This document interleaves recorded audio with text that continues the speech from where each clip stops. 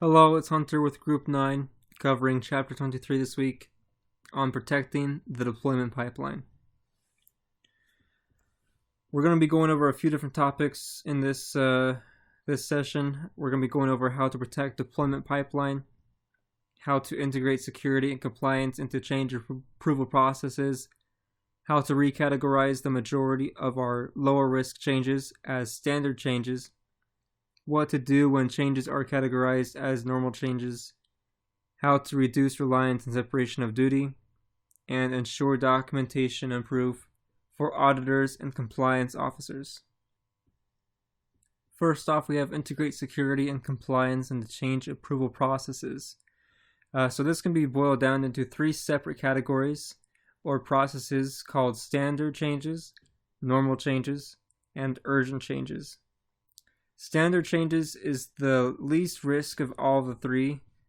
These changes typically include monthly recurring updates, which would be pre-authorized or could be pre-authorized and are usually pretty well known about. They can also contain styling issues, styling error fixes, and minor things such as text issues or text spelling errors. Next, we have normal changes. And normal changes, even though they're called normal, they can be quite high risk. The book talks about how there is what is it called? It's request for change form. So this form is to be filled out, to be approved, and then it also in the form lays out the terms for either it's going to be a go or a no-go situation. Lastly, there's urgent changes. These require manager approval, and they are the highest of the risk category, but they're typically done when things need to happen fast, and you need to do the paperwork afterwards, and the change needs to be implemented just as soon as possible without the forms being filled out first.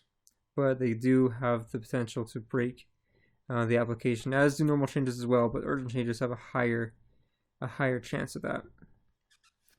Next, we have recategorized the majority of our lower risk changes as standard changes. So you basically have a goal to categorize your lower risk changes into the standard change category. The book talks about how it's important to show a history of your changes and show that, hey, these changes we've made have been low risk and they're probably going to be low risk for the future as well. Can we categorize these as standard changes and therefore not require approval each time we make these changes, therefore speeding up the production time? There is also the need to remember that we need to still leave messages or leave information regarding what took place and what changes we made, even though they are low risk. It's always good to keep a trace of what we've done and to note that for availability for people to look at and make sure just basically to recollect what's been going on with the production and the overall project. Alright, next up we have what to do when changes are categorized as normal changes. So after you've got all the changes you can done for standard category, you need to move on to the normal changes category. And so this category will require paperwork to be filled out. It will require you to go through some rules and some extra testing. So it's important that you do that to make sure this process goes as fast as possible. As the bullet point states, we must ensure that any submitted change requests are as complete and accurate as possible, giving the CAB everything they need to properly evaluate our change. The test output from our deployment pipeline tool and links to the Puppet/Chef scripts that will be run. It's very important to go in depth of what the change is also going to be fixing or doing. Even more so than standard changes. It's really important because it's being reviewed by real people, and they need to be able to read what's going on so they can test to make sure that those changes that were described as in this situation have actually been fixed and they can test and look for those specific issues. Next, we have reduced reliance on separation of duty. So what separation of duty pretty much is basically specifying the roles that someone works, and they are confined to that specific role. So it's like in the saying, "Oh, it's not my job, I can't do that," or "I can only do these things." That's kind of separation of duty. And so we need to reduce that reliance, because what that does when you have these different categories and things or limitations for each person, it makes the whole development process a lot slower. By reducing the amount of feedback developers would receive. We should also avoid using separation of duties as a control. Instead, we should choose controls such as pair programming, continuous inspection of code check-ins, and code review.